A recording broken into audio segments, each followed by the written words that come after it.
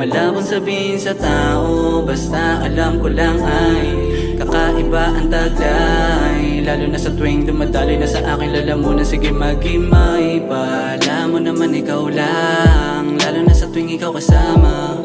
Habang pinagmamasdan, mga ibon na lumilipad malaya, na walang iniisip at hindi mapapahamak. Dahil nga malinis ang hangarin, di na para pabitawan at iwanan kung meron man sila masama na balak pa. Kaya madalas nagiging palaban to, kahit naharangin pa ako mga sampo. Gagawin ko lang ang aking mga gusto, oh Diyos ko.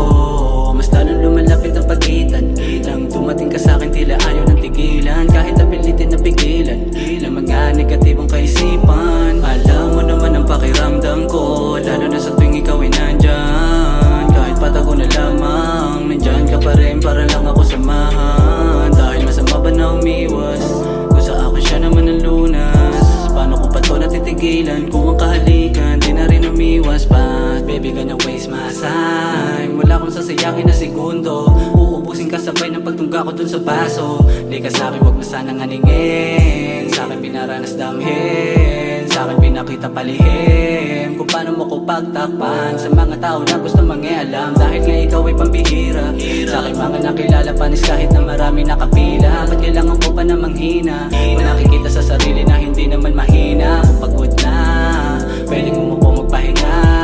Hindi naman ako nagbibida, kung gusto mong malaman sindihan at ibuga. Alam mo naman ang pakiramdam ko, lalo na sa tuwing ikaw ay nandyan. Kahit patago na lamang, nandyan ka pa rin para lang ako samahan. Dahil masama ba na umiwas, kung sa akin siya naman ang lunas.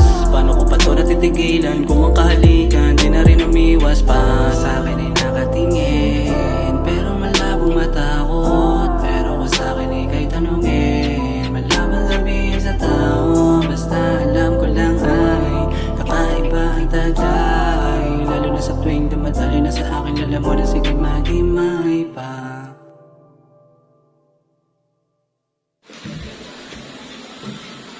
Ano yung napagayin yan? Yun na naman.